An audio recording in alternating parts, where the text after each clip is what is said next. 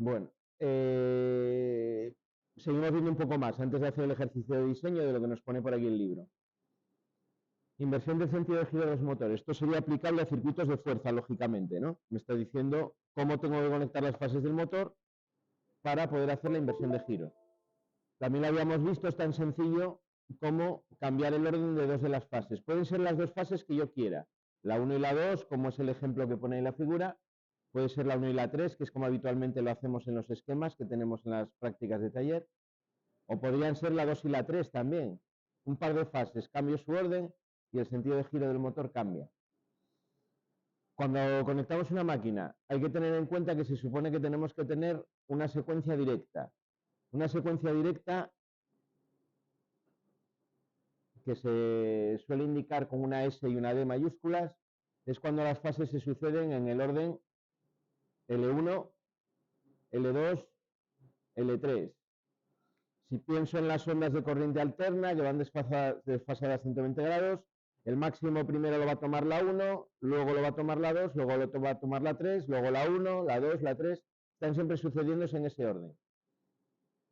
Eso genera un campo magnético giratorio en un determinado sentido que me va a hacer girar la máquina en el sentido que se supone que tiene por defecto. Normalmente en los motores, si yo tengo aquí por ejemplo la caja de bornes y aquí tengo el eje, ¿vale? Si alimento con una secuencia directa, esto debería de girar a derechas, ¿vale? Debería de girar a derechas, en el sentido de apretar un tornillo, ¿vale? Miráis el eje desde la caja de bornas, desde la zona donde está la caja de bornas, y debería de girar a derechas. Hay motores que tienen una ejecución pensada para girar en sentido contrario, con una secuencia directa. En un catálogo de motores os dice cuál es cuál, ¿no? Cuál tiene... Pero la más extendida, la que se suele utilizar más, es la secuencia directa. Los que tienen la secuencia directa cuando alimento con secuencia directa. ¿Vale? Luego tendría una secuencia inversa en la alimentación, que es cuando yo tengo L1, L3, L2, L1, L3, L2, ¿vale? Fijaros que si los miro al revés, de derecha a izquierda, están en orden, ¿no? Si leo al revés, sí que me queda L1, L2, L3. ¿Vale? Cuando altero el orden de dos de las fases, me van a quedar en orden, pero desde el sentido contrario. Creo que se llama una secuencia inversa. Haría girar el motor si lo alimento con una secuencia inversa en el sentido contrario. Siempre que en una instalación vamos a hacer una conexión, una cometida, por ejemplo, o una conexión a una máquina en un ambiente industrial, tenemos que comprobar la secuencia de fases antes de alimentar la máquina.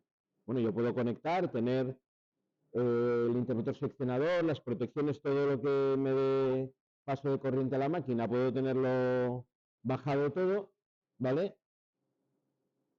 Y antes de subirlo, compruebo con un comprobador de secuencia de fases, que creo que alguno ya se lo enseñé, lo iremos viendo todos,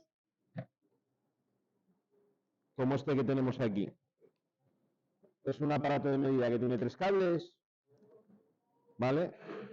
Viene por colores, L1 es el de color, a ver si lo veo, amarillo, el verde es línea 2 y el morado, o bueno, el color que sea este, no sé cuál es, o lila, o yo qué sé. Color este, morado, vamos a suponer que es morado o berenjena, sería la línea 3, ¿vale? Yo conecto esto en los 3 bornes de alimentación por arriba, este va completamente en paralelo, conecto los 3 bornes, por ejemplo en vuestro caso en el tablero, en la regleta de entrada. Y aquí me va a marcar, me va a poner una R de secuencia directa, de right, y una L de left, secuencia inversa, ¿no? Te pone derecha, izquierda, ¿vale? Y te pone una flecha para un lado o para el otro. Si es la R de derecha, te pone el giro a derechas, la flecha en sentido horario, y si es la L, te lo pone en sentido antihorario. ¿Vale? Tan sencillo como eso. Esto es lo que se utiliza en campo para saber la secuencia de fases antes de conectar. ¿Vale? Esto lo comento aquí porque es importante. Cuando tenemos motores en una máquina, hay veces que si la hago girar en el sentido contrario, porque me equivoco en la alimentación, me la puedo cargar. Hay máquinas cuyo mecanismo no puede girar en sentido contrario porque se rompe. ¿Vale? Antiguamente los ascensores pasaba eso, cuando se conectaba una cometida en un edificio, había que tener mucho cuidado de coger la secuencia correcta porque podíamos tener una avería en el ascensor considerable. Las cargas monofásicas, lógicamente, les da igual, ¿no? La conexión secuencia directa inversa, tú coges una línea al neutro, vas a tener 230 y es exactamente igual. Pero a los motores no les da igual esa secuencia porque los hace girar en sentido contrario. Cuando invierto la conexión de las fases, cuando hacemos la inversión de giro, lo que hago precisamente es eso, ¿no? Invertir la secuencia de alimentación, en este caso a través de otro contactor, ¿no? De un segundo contactor. Nada, el circuito que ya conocéis.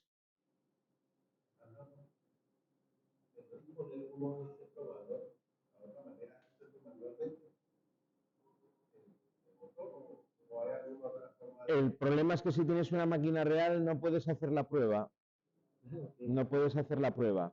Normalmente en una cometida de un edificio, en la arqueta deberías de tener los cables marcados. Vale, y en una instalación industrial lo normal es que debes de tener los cables marcados. Pero así todo se comprueba. No se me ocurre cómo lo puedes comprobar sin un comprobador realmente, porque con un polímetro te va a dar simplemente un valor eficaz de tensión, pero no te va a dar la relación que hay entre ellas. Claro, tú vas a medir lo mismo. Entonces necesitarías un comprobador, o bueno, ya si tienes un analizador de redes o un comprobador de instalaciones de estos grandes, ahí sí que te lo da también, sin necesidad del comprobador. Vale. Pero en principio no necesitas alguna herramienta que te lo haga. Bueno, también si tienes un motor por ahí pequeñito que puedas conectar para verlo, también es una opción.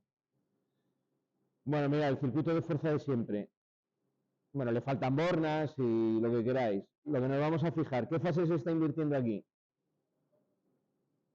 Que veáis que se puede hacer con cualquier de dos fases que yo quiera. Seguimos, por ejemplo, la fase 3, seguimos el circuito, va a la fase 3. La fase 1, por el primer polo del contactor 2, y por abajo va la fase 2. Y la fase 2, por el segundo polo del contactor 2, va a la fase 1. Es decir, está invirtiendo en este caso la 1 y la 2. ¿Vale? Está invirtiendo la 1 y la 2. ¿Cuáles tengo que invertir? Las que yo quiera, realmente es igual.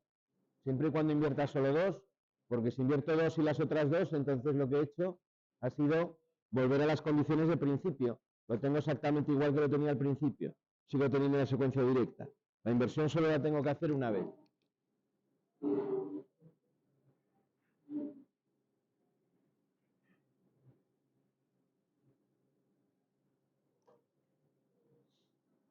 Bueno, problema que tiene este circuito de mando. Bueno, problema, lo que me puede pasar si no hago el mando adecuadamente.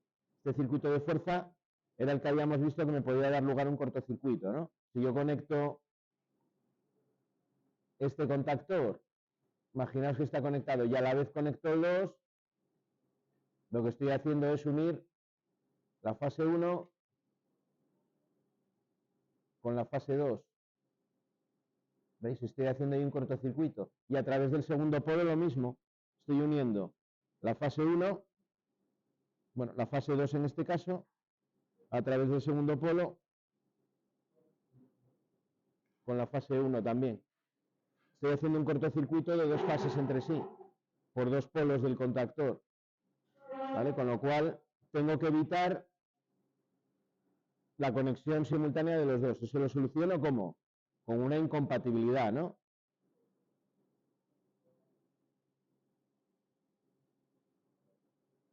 Si genero en el mando una incompatibilidad entre K1M y K2M, lo tengo ya solucionado. Por eso siempre tengo que hacer esos dos contactores incompatibles, para evitar esa situación. Pero es que en el circuito de mando yo lo hago de tal manera que nunca conectan a la vez, vale, pero por medida de seguridad hay que hacer la incompatibilidad igualmente.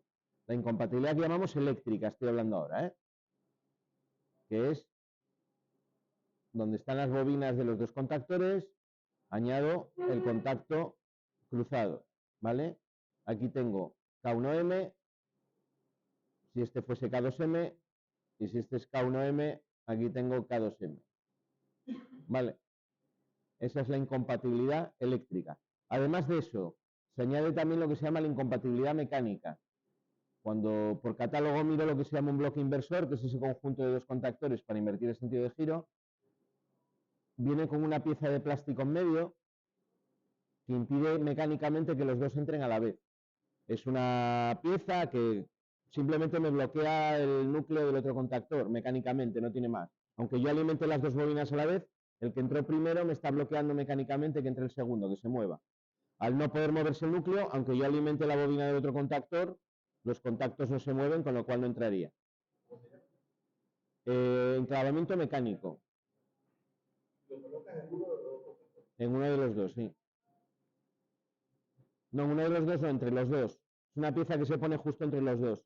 Cuando los pongo en el tablero, que los pongo juntos en el cuadro, es una pieza de plástico que va entre los dos. De tal manera que cuando uno entra, debo tener una por aquí, a ver si me lo llevaron.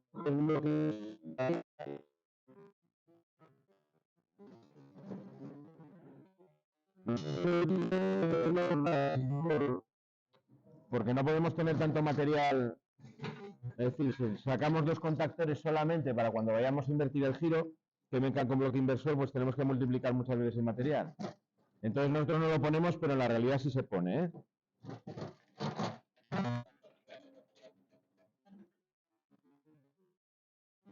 Pues igual me lo lleva.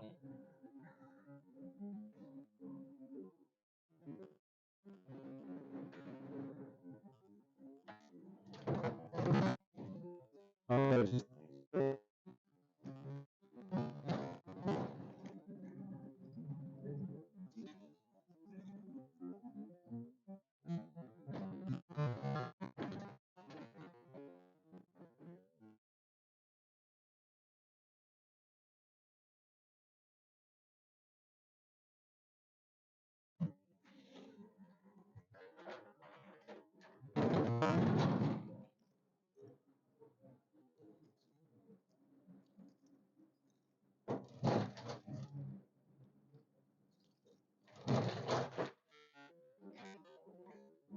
No, no lo tengo. Lo tuve, pero no lo tengo. Me lo ha llevado alguien. Pero bueno, ahora tiene más misterio. Es una pieza en medio. Normalmente, aparte de traer esa pieza, cuando compráis un bloque inversor, los puentes que hay entre los dos contactores, tanto por arriba como por abajo, vienen hechos ya. Con cable rígido, justo a la medida. Esas conexiones superiores e inferiores las tenéis ya hechas, con lo cual todo ese rollo de las conexiones que hacemos por abajo, que tienen que pasar entre el térmico y el contactor, lo tenemos solucionado. Si hay que hacerlas, si se compra por separado, porque también se puede comprar por separado de los dos contactores, el bloque inversor, se hacen con cable rígido. Cable rígido se estira ligeramente para quitarle las arrugas y luego con unos alicates se va doblando a la medida. Una práctica que hacíamos aquí hace años, yo hubo unos cuantos años que lo estuvimos haciendo, pero bueno, se dejó de hacer. Igualmente los cuadros eléctricos se hacían con cable rígido, lo que se llamamos hilo, ¿no? Una única pieza de cobre, un único alma de cobre, se agarraba en un tornillo, se estiraba con unos alicates ligeramente para no reducir la sección y luego con unos alicates se iba moldeando, se tomaban las medidas, cada tramo, se hacían los codos y bueno, quedaban instalaciones muy aparentes, más complicadas de hacer, bueno, más complicadas, más laboriosas, era más un trabajo de habilidad manual, pero quedaban muy bien. Se hacían incluso en tableros completamente planos, sin canaleta, porque el cable mantenía la forma, ¿no? Por donde se llevaba.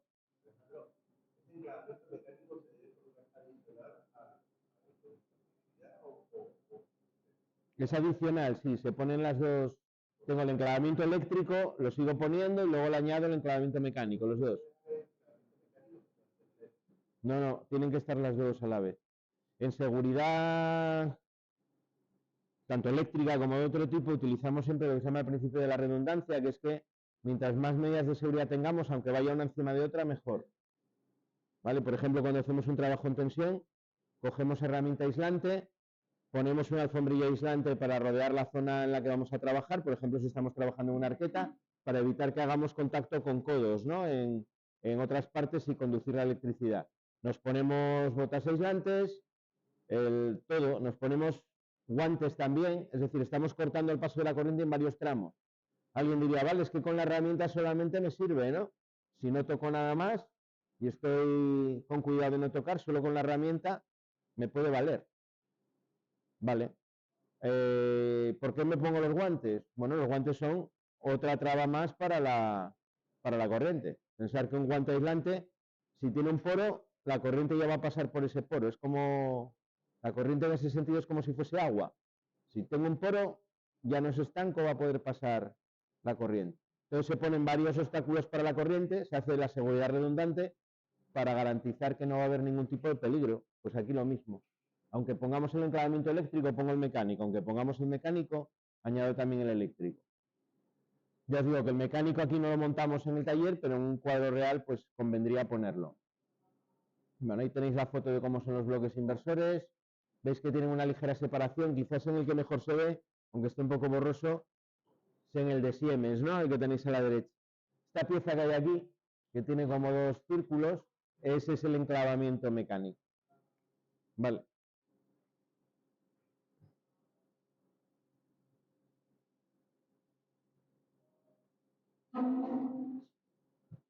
Bueno, os lo dibuja ahí lo que estábamos comentando. En el circuito de fuerza se suele dibujar también esa línea con el triángulo con el vértice hacia abajo, que quiere decir enclavamiento. ¿Vale? Y la línea discontinua, unión mecánica. Eso lleva enclavamiento, no, el nombre de esta es trinquete, retención o trinquete, me parece que pone en la norma UNE.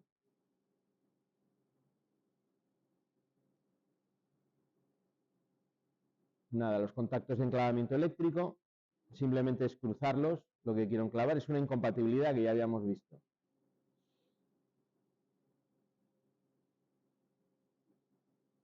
Bueno, eso sería la inversión de giro desde el punto de vista de la fuerza.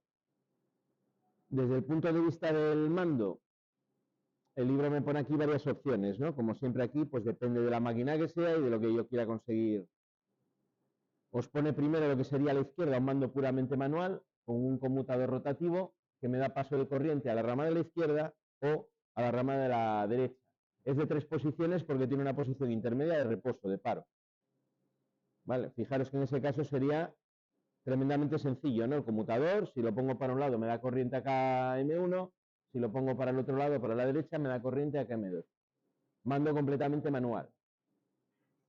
Mando por pulsadores a la derecha. El de la derecha sería mando por pulsadores pasando por paro. Pasando por paro quiere decir que para hacerlo girar en sentido contrario, tengo que pulsar primero el paro y luego dar al pulsador S3.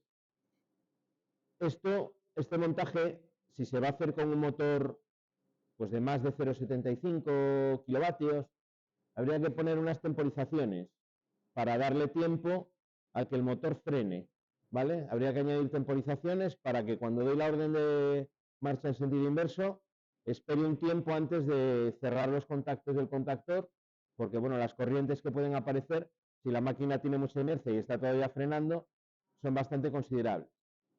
Y no están permitidas tampoco por el reglamento, ¿no? Ya lo habíamos visto, esas sobrecorrientes en las líneas no están previstas. Ya visteis los que hicisteis la inversión sin pasar por paro, directa, el bote que pega el motor cuando yo lo invierto, si lo hago inmediatamente, ¿no? Pega un salto porque, bueno, aparece un par motor contrario al par que tengo en ese momento en el motor.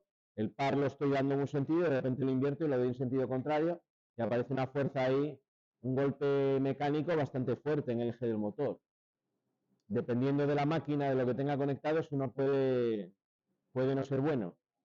¿Vale? Origina además sobre todo mucha fatiga en el acero que tiene la máquina. O sea, fatiga es cuando, o la rotura de fatiga es cuando una máquina rompe por repetidos esfuerzos, ¿no? Cuando hay muchos esfuerzos muy repetidos, esos acaban rompiendo y se llama rotura por fatiga. ¿Vale? Pues eso origina en las máquinas roturas de ese tipo, sobre todo en ejes y en ese tipo de piezas. Para motores de pequeña potencia, por debajo de 0,75, esto se puede hacer sin problema, ¿vale? Directamente. Paro y automáticamente le doy al otro lado. Bueno, es también de sentido común que el operario que esté con la máquina va a esperar a que frene, ¿no? Antes de darle en sentido contrario. Sería lo suyo. Luego tenemos la opción de sin pasar por paro, que este lo vimos también con relés y algunos ya habéis llegado a hacerlo también con los contactores. Si quiero invertir el sentido de giro sin pasar por paro, no tengo más que colocar el segundo contacto de cada pulsador, coger el cerrado y ponerlo como orden de paro del contactor contrario. Es decir, en la maniobra de marcha de un sentido, estoy simultáneamente haciendo el paro del otro sentido. Como los contactos cerrados hemos visto son un pelín más rápidos porque tienen una distancia de apertura más pequeña que los abiertos, siempre la orden de paro se va a dar ligeramente antes. Con lo cual, si yo pulso, por ejemplo, en este esquema S2, ¿vale? Si pulso ahí, lo que estoy haciendo es abrir esta rama de aquí del KM2 y cerrar esta rama del K1M, ¿no? Hago la marcha y el paro en la misma pulsación. Es de lo que se trata. La línea discontinua me está diciendo pues que este contacto es también de S2 y este contacto de aquí arriba es de S3, ¿no? Es simplemente lo que me está diciendo. En el K de Simu, cuando lo metíamos, si queríamos hacer esto, pues lo que tenía que dibujar era otro pulsador aquí completo, ¿no? Tanto en S3, en este de aquí, como en este de aquí. Y ya sin más me lo metí y me funcionaba. Vale. Ese es el sentido de giro sin pasar por paro. Sin pasar por paro porque puedo dar marcha alternativamente a los dos sentidos sin necesidad de pulsar la parada. Cada pulsador de marcha se encarga de hacer la parada del contrario.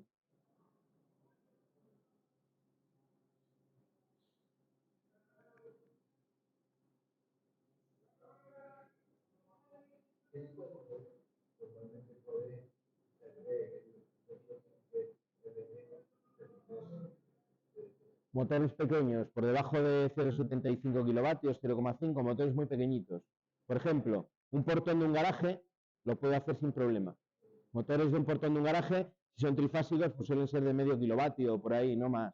0,75 como mucho. Portón, aunque sea chapa de esta perfil, no pesa gran cosa, ¿vale? Para lo que es un motor. Entonces, en ese caso sí que puedo invertir directamente. De hecho, la célula del motor, la célula que tiene el portón, normalmente si está cerrando y yo meto el morro del coche, lo que va a hacer es pararlo y darle la orden de subida. Es decir, me hace una inversión de giro sin pasar por paro. Me la hace directamente y no hay ningún tipo de problema. No, en este caso no es por norma, es lo que tengo visto que se aplica. No te sabría decir si hay una norma concreta, pero se suele usar ese criterio en la práctica por encima de 0,75. Vamos, yo no lo haría. No lo haría porque, bueno, ya depende luego de la máquina, no depende mucho de lo que tenga. Aquí estamos trabajando siempre con motores en vacío, pero en una máquina real, la máquina tiene en el eje conectado algo que pesa y cuando está girando, la inercia hace que eso tienda a seguir girando. Tarda en frenarse. Salvo que yo lo frene, la máquina va a seguir girando durante un tiempo. ¿Vale? Si yo tengo la máquina girando y le invierto el sentido de giro, es cuando se produce ese golpe. Si es una máquina que frena muy rápido, pues mejor que mejor, lo puedo hacer con más garantía. Porque la parte mecánica, digamos, que me ayudaría, ¿no? a ese proceso. Ya dependería de la máquina y de ver, pero en general, ya os digo, en cuanto nos vamos a un motor ya de una potencia considerable, esto hay que evitarlo a todas. Bueno, este es el que vamos a hacer después, ¿vale? Bueno, no lo vamos a hacer porque ya viene resuelto. El libro este nos resuelve todo. Vamos a ver luego si tenemos alguno, si no proponemos otro distinto, no pasa nada. Vale. Nos pone un ejemplo de una inversión de giro, que es un puente de grúa. ¿Vale? Para un puente de grúa muy simplificado, porque un puente de grúa normalmente va a tener como mínimo 3 motores, ¿no? Uno que me lo va a desplazar. Imaginaos una nave industrial. Puente de grúa, tengo una nave, vamos a suponer, rectangular. Vale. Un puente de grúa es una máquina que tiene aquí como 2 carriles en los extremos.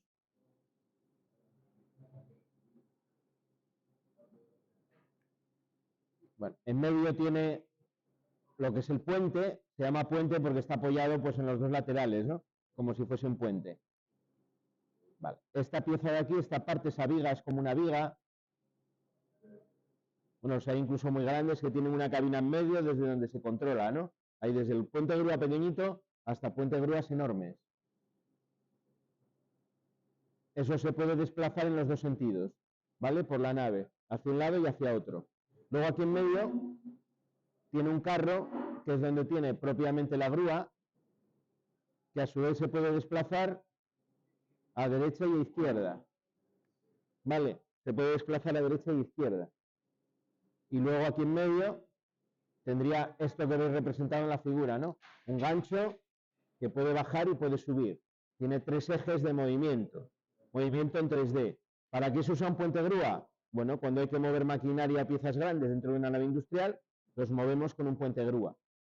Bueno, cualquier proceso de fabricación que el producto resultante tenga cierto peso, vais a tener un puente grúa. En general se ve bastante. Muchas naves industriales están equipadas con ese puente grúa. Hay otras que no les hace falta, pero muchas están equipadas con ese puente grúa. Ya os digo, los hay de todos los tamaños, más pequeños, más grandes. Cosas que tienen en común los puentes grúas.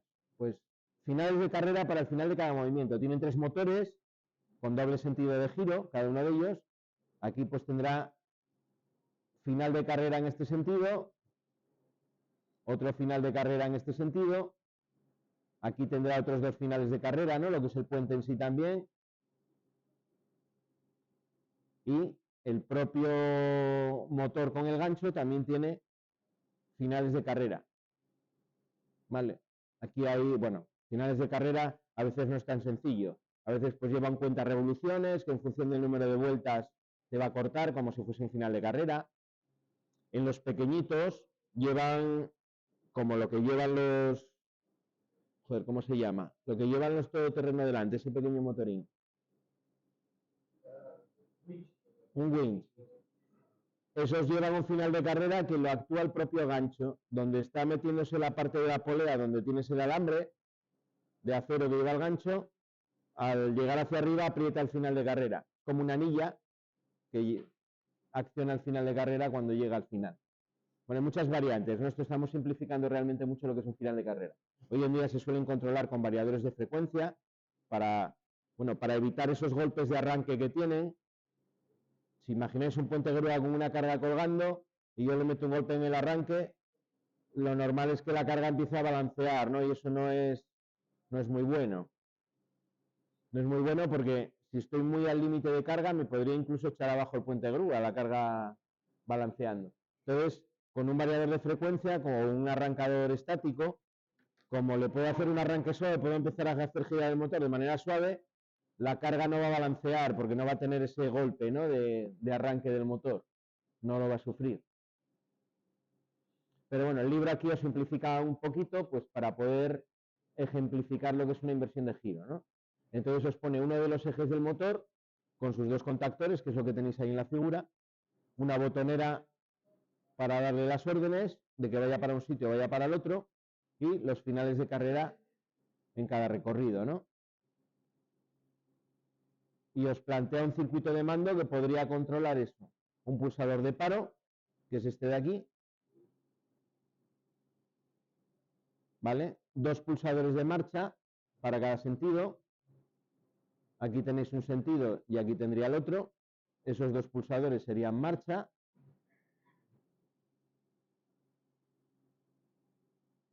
Estos de aquí que pone S4, S5, lo pone con la S porque está utilizando la IEC, pero bueno, nos entendemos. Este de aquí y este de aquí serían los finales de carrera de cada movimiento, ¿no? ¿Vale? Bueno, de hecho os lo pinta ahí y os pone que es el final de carrera. Y luego aquí que tengo enclavamiento eléctrico, cada uno un contacto del contrario, y ya las bobinas con su señalización. ¿Cómo funciona ese puente grúa? Yo le doy al pulsador S2 y está moviéndose en el sentido que yo he activado hasta que llega al final y se para. Si en medio lo quiero parar, le doy al pulsador de paro y lo paro donde quiera. ¿Vale? Lo mismo con el S3, sería en sentido contrario, lo hago avanzar, si lo dejo avanzar cuando llega al final del recorrido, el final de carrera lo detiene, si no, se pararía con el pulsador S1 de paro. ¿Vale? Y fijaros otra vez cómo los circuitos se parecen tremendamente unos a otros. Este circuito es tremendamente parecido a este de aquí. Si miro solamente los contactos abiertos, cerrados, lo mismo, ¿no? Tiene el mismo número de contactos abiertos y cerrados en la misma posición. Aquí son pulsadores o del mismo pulsador, en el segundo son finales de carrera, lo que hace la parada, pero es básicamente lo mismo. Siempre hacemos la parada de la misma forma, la marcha de la misma forma, el enclavamiento de la misma forma. Eso es lo que hay que estudiar en automatismo, la forma que tienen los circuitos y por qué. Si quiero añadir una marcha, yo sé que la marcha, si quiero añadir otra en el otro sentido, tengo que poner aquí un pulsador en paralelo. Imaginaos que este puente grúa tiene 2 botoneras para poder actuar sobre él. ¿Cómo añado las marchas? Yo sé que para tener más de una marcha tengo que poner más contactos en paralelo de marcha. Pues nada, añadiría uno aquí y añadiría otro aquí. ¿Vale? En paralelo. Ya tengo 2 botoneras para el puente grúa. ¿Vale? Y aquí, si quiero tener otro paro, pues debería añadir aquí otro contacto cerrado en serie. Ya tengo 2 botoneras completas, 3 pulsadores más, uno de paro y otras 2 marchas. ¿Vale? A partir de lo que estamos del circuito original, pues razono, ¿no? Si tengo que añadir cosas, ya sé cómo hacerlo.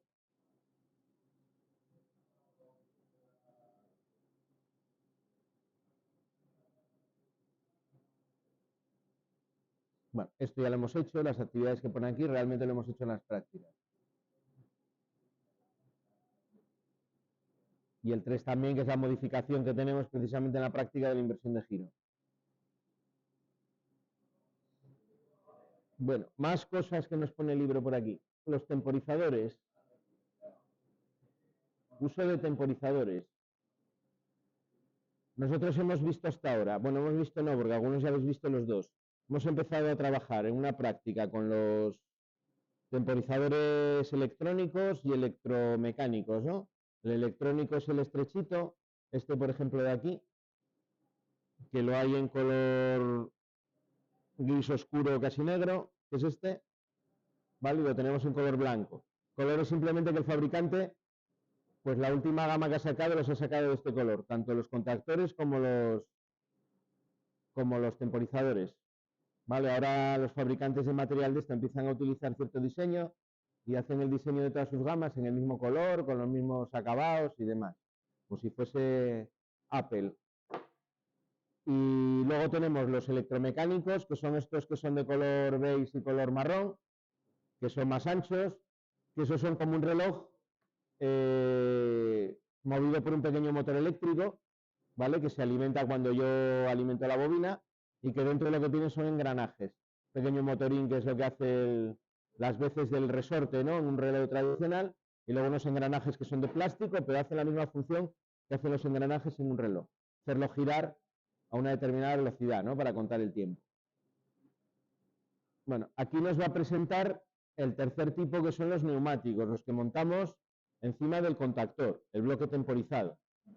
¿Vale? Algunos ya los habéis utilizado. Ahí lo que tengo en el interior es una membrana que cuando muevo el contactor se llena de aire, tiene un pequeño agujerito por el que el aire puede salir y llega un momento que cuando sale suficiente aire se vuelve a la posición de reposo. ¿Vale? Arrastrando los contactos. Son de tipo neumático, utilizan el aire. Luego tienen un muelle antagonista que hace fuerza en sentido contrario de la membrana, que es lo que regulo con la rosca.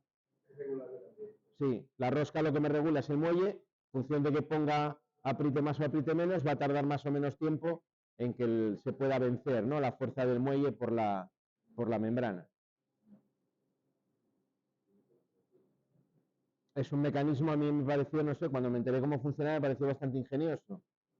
Porque en una cosa que es completamente pasiva, que no tiene nada eléctrico, mecánicamente consiguen que haga una temporización. No es tan precisa como el temporizador electrónico, pero para un arranque estrella-triángulo, por ejemplo, que tampoco necesitamos una precisión de milisegundos, nos vale de sobra.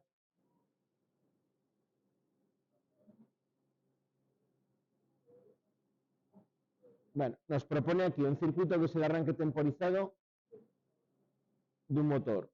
¿Vale? En este caso sería la parada temporizada de un motor. Visto el circuito, Bueno, os lanzo la pregunta por si alguno todavía no se ha dado cuenta. ¿Qué función tiene este contacto en el circuito? ¿Y cómo sé qué función tiene? Si yo mido ese contacto, es un paro. Correcto, es un paro. Y ahora otro que me explique por qué es un paro. ¿Por qué decimos que eso es un paro en el circuito? ¿O por qué sabe Salah que tiene función de paro ese contacto ahí?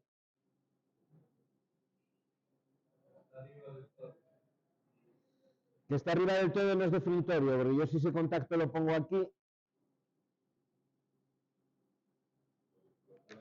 también sigue siendo un paro y me lo va a parar y va a funcionar exactamente igual. Que esté aguas arriba o aguas abajo no es determinante. Es otra cuestión la que me hace que eso definitivamente sea un paro. Es un contacto cerrado. Es un contacto cerrado, sería la primera, y la segunda razón es que ese contacto cerrado está en serie con la bobina del contactor de K1M. Cuando decimos serie, recordar que serie para nosotros en electricidad significa misma corriente. Por ese contacto del temporizador pasa la misma corriente que pasa por la bobina del contactor. ¿No es eso? Bueno, miento, no es exactamente la misma aquí, es la del contactor más la del temporizador. Pero bueno, no es lo mismo porque los va a parar los dos. Los va a parar a los dos. Vale. Como está en serie y es un contacto cerrado, entonces definitivamente es correcto que es un paro. Hace la función de paro. Además, el temporizador, su bobina, como está en paralelo con el contactor, lo que va a contar es el tiempo que funciona el contactor. Es decir, en cuanto yo arranque el contactor, el tiempo empieza a contar. Cuando llegue al tiempo que yo al que haya tarado ese temporizador, el contacto de K1T se abre y me para el circuito. Sería un paro temporizado. ¿Vale?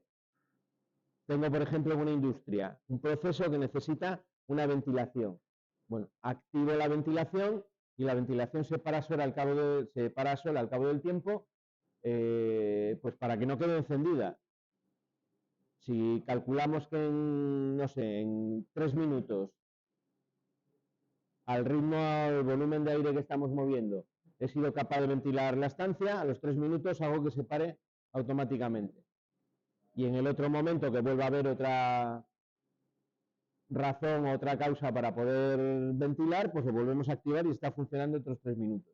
Hay muchos casos prácticos donde interesa que una carga se pare sola al cabo del tiempo. ¿Vale? Bueno, esto es otra cosa que también hemos estado comentando. Si quiero hacer un paro, lo que voy a hacer es poner un contacto cerrado en serie. Puede ser como este caso un temporizador, puede ser un paro como en el anterior por los finales de carrera, que hacen la función de paro también, en el puente grúa. Son contactos cerrados también en serie. Puede ser el resguardo de una máquina. La amasadora que veíamos el viernes, el resguardo hacía función de paro. Ella me dirá, vale, pero era un contacto abierto. Pero bueno, era un contacto abierto que yo obligo a que esté cerrado cuando la máquina funciona. Era simplemente una cuestión de cómo coloco yo el final de carrera, el mecanismo. Pero hacía función de paro, porque cuando yo abría la tapa, la máquina amasadora se paraba. Eso es lo que tengo que estudiar, eso es lo que tengo que recordar. ¿Cómo hago cada solución? ¿Cómo hago la marcha? ¿Cómo hago el paro? ¿Cómo hago...? ¿Vale? Eso es lo que me tengo que saber de memoria. Al resto lo tengo que pensar. Un ejemplo real, tengo que ver qué es marcha, qué es paro, tengo que identificar esas funciones. Porque una vez que las tengo identificadas y estudiado, sé que el paro lo hago con un contacto cerrado en serie, la marcha con un contacto abierto que está en paralelo con la realimentación, etcétera, etcétera.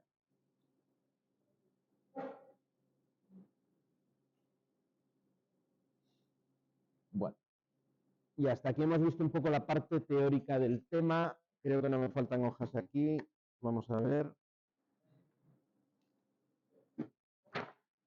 Luego deben de venir las actividades del final. Pero como actividad os voy a proponer yo ahora un ejercicio.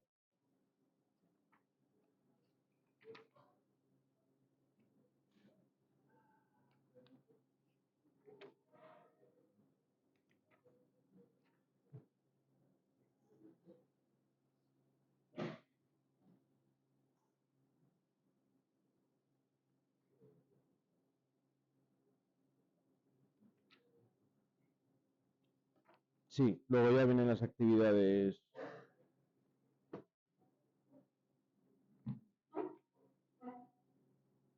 Bueno, vamos a proponer entonces un ejercicio. Copiáis ahí el enunciado y vamos a intentar resolverlo. Circuito de fuerza y circuito de mando. ¿Vale?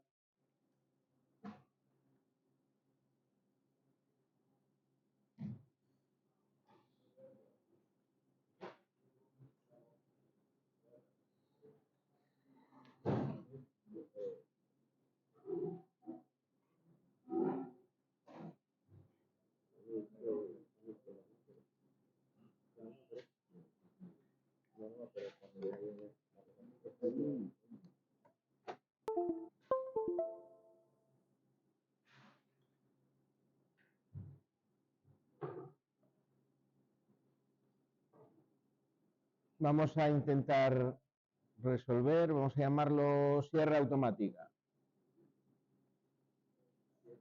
Sierra automática.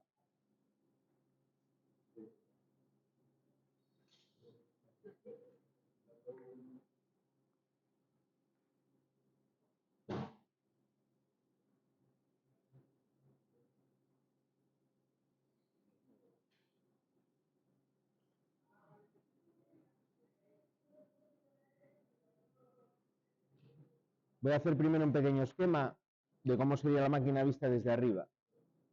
Vale.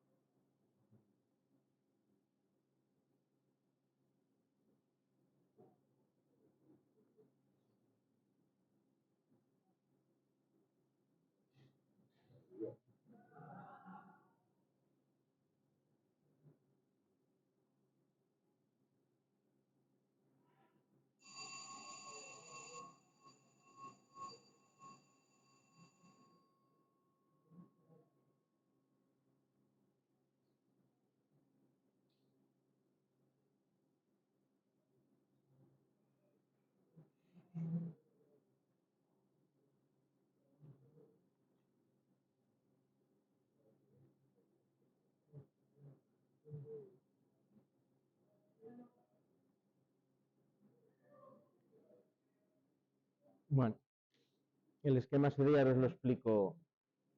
No vamos a meterle térmicos, al menos para señalizar, por no complicarlo mucho. Vale.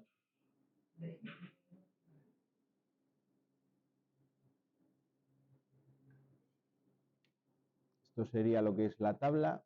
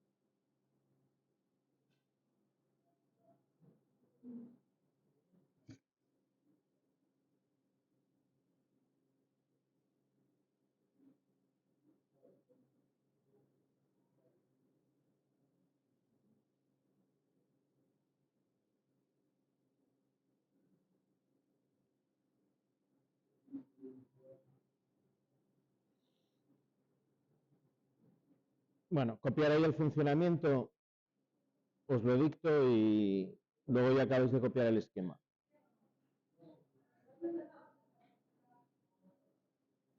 El funcionamiento de la máquina es el siguiente. Yo le doy a marcha. Le doy a marcha. La sierra avanza, está visto desde arriba, ¿no? Imaginaos que esta pieza de aquí, en cuanto le doy a marcha, se mueve. Empieza a girar. Lo hemos pintado en azul. Cierra completamente la tabla por la mitad. Pega en la carrera y vuelve al principio. ¿Vale? Una vez que llega al final de la carrera, vuelve a avanzar, corta otra tabla y está así indefinidamente. Las tablas están todas montadas una encima de otra en lo que se llama un cargador por gravedad. Un cargador por gravedad es un cajetín metálico, o bueno, del material que sea, donde pongo todas las tablas apiladas una encima de otra. Cuando quito la de abajo, la que está encima cae, baja en un nivel. Es decir, bueno, esta máquina, cuando avanza la sierra en el mismo efecto de cortar, puede expulsar la tabla, y entonces cuando vuelve para atrás, vuelve a caer otra tabla, la que está encima, imagínate que tienes 10, pues corta la que está abajo del todo la primera, cuando escapa, la segunda cae, queda en el nivel, cuando vuelve a avanzar la corta, la echa, cae la tercera, así sucesivamente hasta que se acaba. Vale. Este final de carrera, bueno, esto de aquí que nos lo marqué, esto sería un inductivo.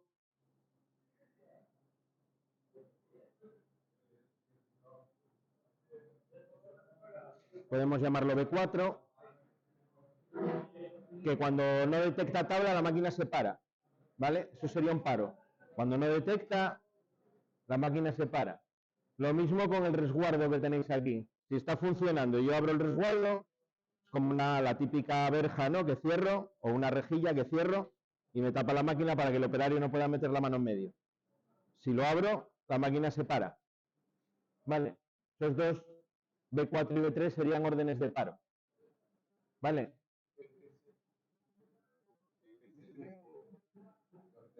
Puse FC3 y de final de carrera. Vale. Lo hemos hecho ya en un ejercicio, es el usillo, ¿no? El usillo le doy, va para un lado, pega, y cuando pega vuelve, luego va a volver, ¿vale? Ahora queremos que esté de manera indefinida, cortando tablas hasta que se acaben. En el momento en el que deja de detectar tabla, la máquina se para. ¿Vale? Venga, vamos a intentar hacerlo.